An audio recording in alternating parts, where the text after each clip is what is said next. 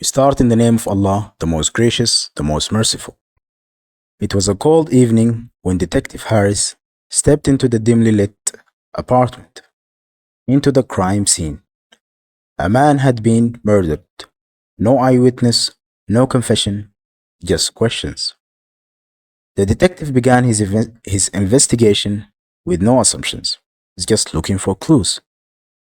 First, he discovered that the victim had been in a heated argument days before with someone named Mark. Neighbors confirmed the shouting. One neighbor even overheard the victim saying, "If Mark ever comes near me again, we are going to have a real problem." Then, reviewing street camera footage, Harris saw that Mark had been near the building around the estimated time of the murder. It's not conclusive proof, but it's interesting.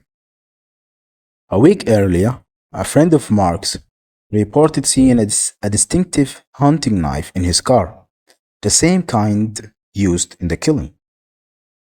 In the victim's apartment, things were missing: a watch, a phone, and a jacket. Oddly enough, those same items were later found in the trunk of Mark's vehicle during the search. Motives: there are plenty. The victim and Mark had a long history of tensions, with money owed and threats exchanged. Each of these clues alone wouldn't be enough to convict Mark beyond a reasonable doubt. But when Harris stepped back and looked at the big picture, something was undeniable. All the independent pieces of evidence pointed in one direction. Mark did it. Not just one thing, but many. Not just from one angle, but from several. The case was solved not because of one single piece of overwhelming proof, but because of everything: motive, opportunity, behavior, evidence, all converged on one conclusion. In the same way, when it comes to the question of God's existence, we are not relying on a single argument or proof for one isolated claim. Rather, we are presented with a wide range of independent lines of evidence, each compelling on its own, but far more powerful when it's viewed together. Arguments from contingency and causality, the fine-tuning of the universe, the objectivity of morality, the reality of consciousness, the reliability of reason, the pull of intuition, the presence of objective beauty, and historically verified miracles in Islam, all form independent, separate lines of evidence, yet they converge on the same conclusion.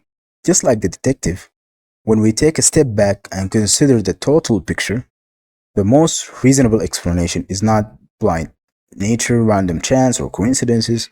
It's God. Just like in the crime investigation, if Mark were not the killer, we wouldn't expect to find multiple independent and compelling pieces of evidences all pointing to him being the killer. But we do find multiple independent and compelling pieces of evidences pointing to him being the killer. Therefore, the best explanation and the clearest explanation is that Mark is the killer. In the same way, if God did not exist, we would not expect to find numerous independent lines of evidences, of compelling evidences, all pointing to his existence. But we do find such evidences as previously explained. Some of them, we explained some of them, not even all. Therefore, the best explanation, the clearest explanation, is that God exists. Just as the detective does not rely on a single clue to solve a case, but weighs the totality of evidence, the rational seeker considers the full range of arguments when approaching the question of God's existence. When taken individually, each argument, whether from contingency, causality, morality, fine-tuning, consciousness, or miracles in Islam, offers a powerful evidence. But when they are considered together, they form a unified and overwhelming case that points in one direction: the existence of a wise, powerful, and purposeful creator. Dismissing each argument in isolation may seem possible to some people, but denying the force of all of them combined together is like ignoring dozens of fingerprints, eyewitnesses, and video footage all pointing to the same person and still saying the case is weak. The cumulative argument does not show that believing God is just reasonable. It shows that it is the most reasonable, the most coherent, consistent, and intellectually satisfying explanation for the reality we experience. God exists, and the evidence from every direction is pointing straight to Him.